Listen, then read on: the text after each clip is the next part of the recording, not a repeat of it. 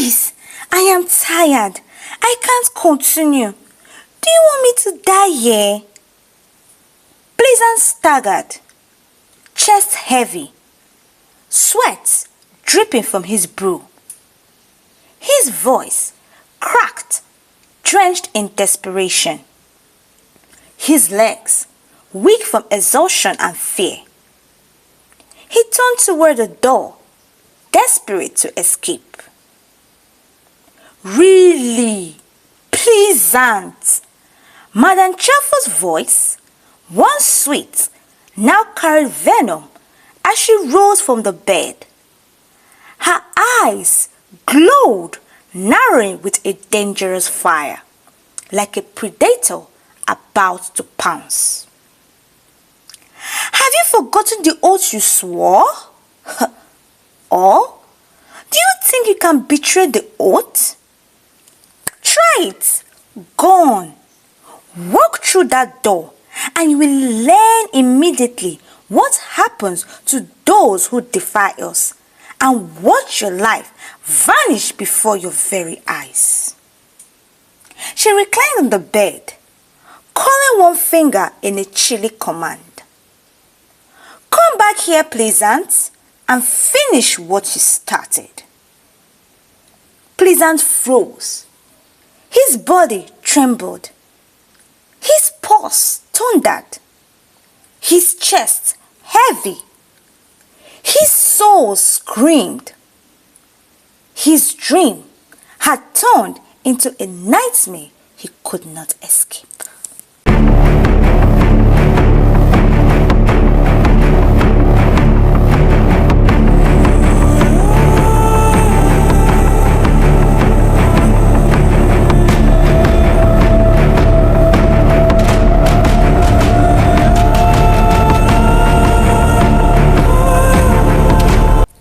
Once upon a time, in the bustling city of Umuahia, Nigeria, there lived a boy of light and promise. His name, Pleasant ChukwuNonso Okpara. He was handsome, intelligent, smart, hardworking, and restless. He believed destiny had carved a crown for his head and carried dreams too large for his small world. His parents, Mr. and Mrs. Okpara, were humble traders in the village market. They weren't rich, but they gave their only child all the love they could instead of wealth. That love fueled Pleasant's ambition. He dreamed not of markets or trade, but of stadiums and roaring crowds. I, Pleasant ChukwuNonso Okpara, will become the greatest footballer ever lived, he declared to anyone who would listen. Even Ronaldo will learn from me, he would keep saying. His friends and villagers laughed, but they all believed. His mother, especially, who sold more firewood, skipped more meals just to buy her son's boots and kits he used for his training at the dusty local club. She fondly called him her Mercy, her Ronaldo. Every year, a golden chance came, the Future Achievers Non-Governmental Foundation, led by Mr. and Mrs. Badmus. They would sweep into their village like royalty. They promised scholarships, fame, a ticket to be stars and professional football glory. After the tournament, they would pick the best footballers, whisk them to Lagos, and later they returned them back as stars. Boys prayed to be chosen. The unlucky ones wept, swearing fate had caused them. On one sunny afternoon, Pleasant and his friends on their way back from school were discussing about the Future Achievers Foundation. I wish that next month, when the Future Achievers come, I will be among the lucky ones to be selected. Pleasant said as he plucked some mangoes from the big mango tree. Pleasant, Obinna replied. You and your dreams, eh? Well, don't worry, they will pick you. I also wish I can be selected too. I must say, the Future Achievers group, they are good people. All this why I thought that good people have finished in this world.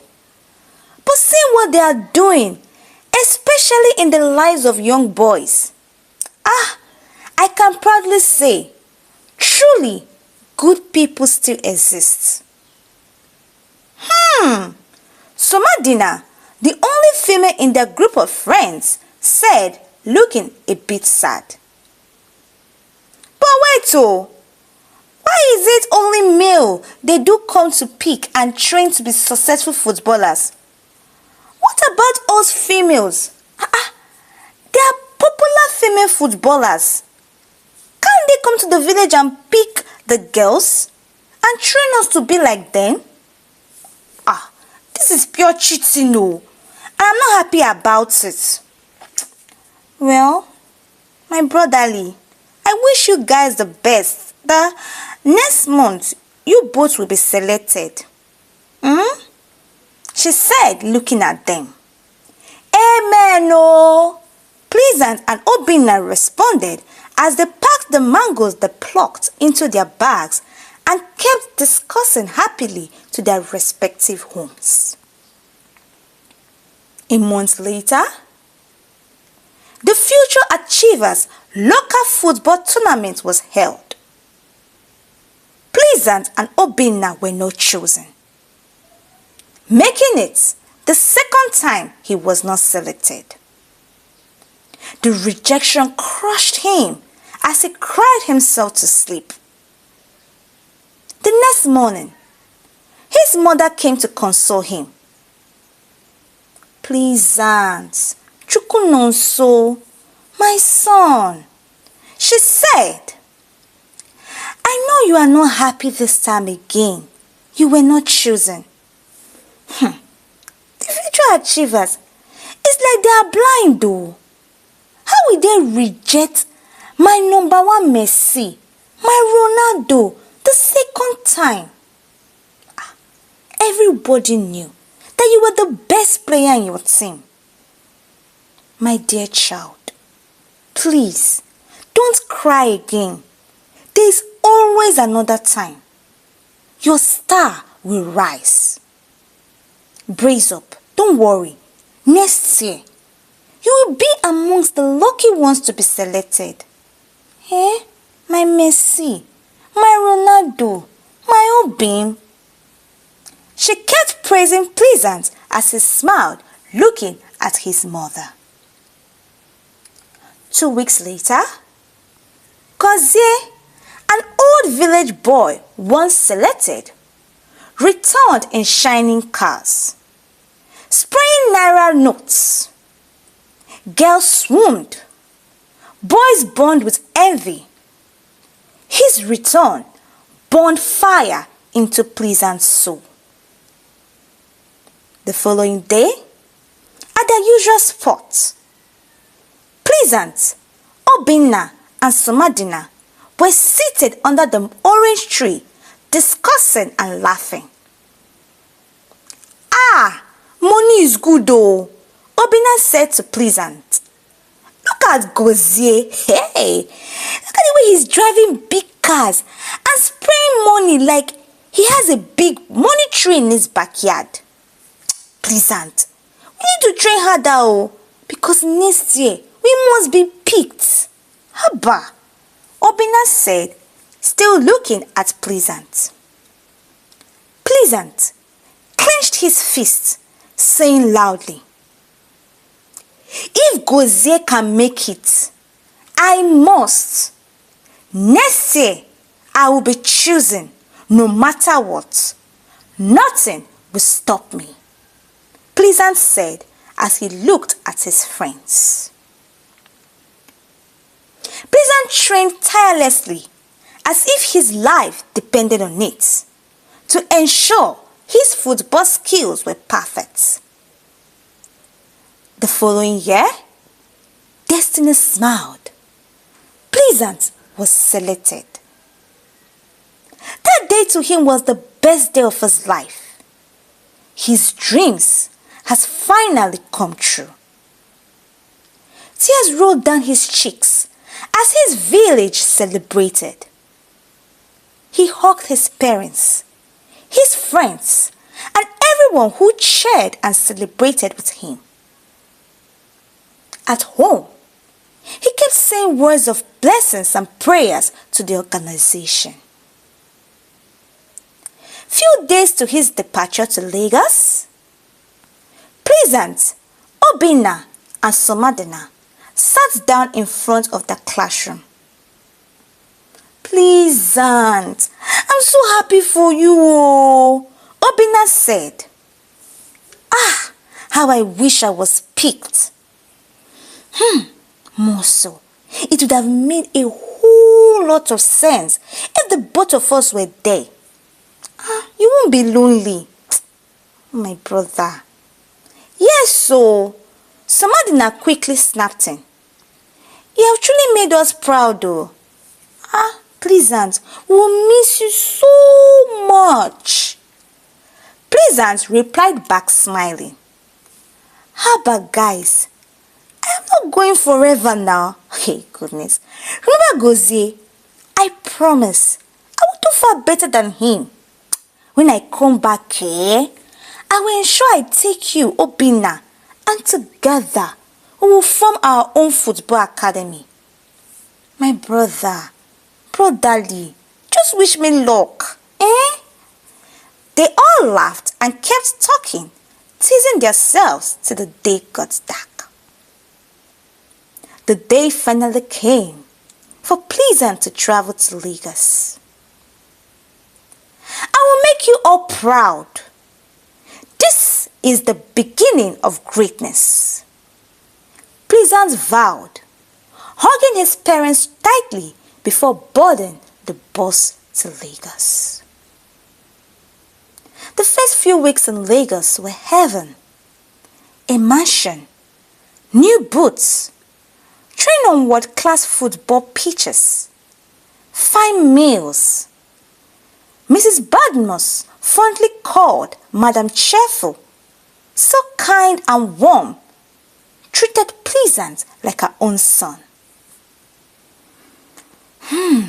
To Pleasant, he believed he was living his dreams. Until the night everything changed. One evening, Pleasant and the other recruits were headed into a dimly lit dark hall. Smoke curling through the air. Boys lined up like cattle. At the center sat a stern man with eyes that pierced the soul. Behind him, Mr. and Mrs. Badmus smiled like hunters who had trapped their prey. "Enjoy yourself, Pleasant," the man sneered. "Yes, sir," Pleasant replied innocently. "This is the best thing that ever happened to me." Their laughter echoed off the walls.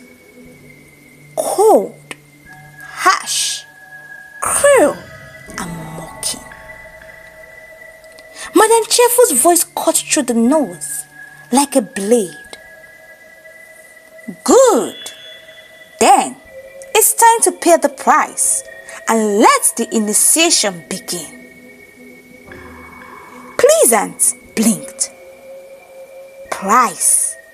Initiation? How?" Yes, pleasant.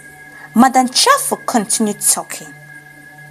You all signed the contracts the day you were selected, she said. Did you even read it?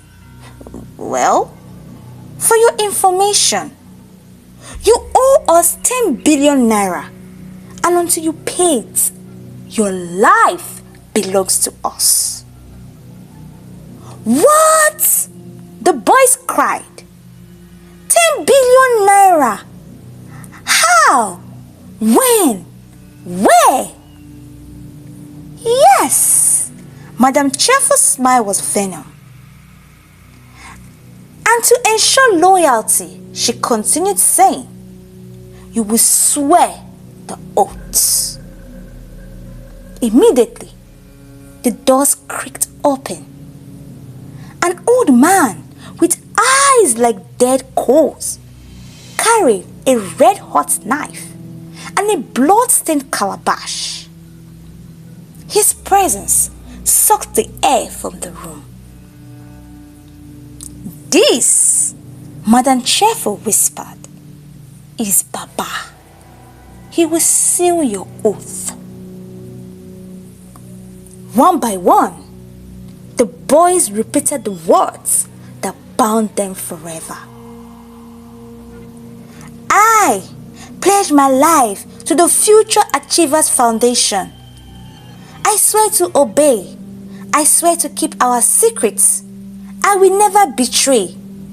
If I break this oath, let my life be taken. Pleasant's heart thundered. His lips sealed. He wanted to run, but the slap that creaked across his face came hard and fast like thunder, stinging his cheeks. Say it! Repeat after me! Baba hissed. Tears burned his eyes as he repeated the vow, and to him, a curse. His trembling voice echoed the vow. Pleasant's hand was sliced, his blood dripping into the red calabash. The sound of clapping filled the hall. Madam Cheerful, smiling and laughing, she stood up again and said, Welcome, sons.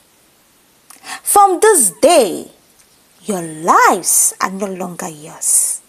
You are ours. Ha ha ha ha ha. One by one, they all marched out of the hall. That night, Pleasant lay awake, staring into the darkness, his hands trembling, his heart sinking. His chest rose and fell with silent sobs. This wasn't football. This wasn't stardom. This was slavery wrapped in gold, he said, murmuring to himself. His dream had become his nightmare. His talent had trapped him. His life was no longer his own. He clenched his fist and whispered into the night, haunted by one question. God, what have I done?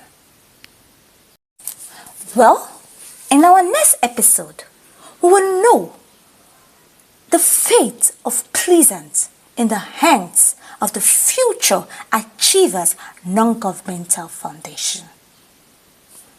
We hope he'll be able to scale through. Thanks for viewing.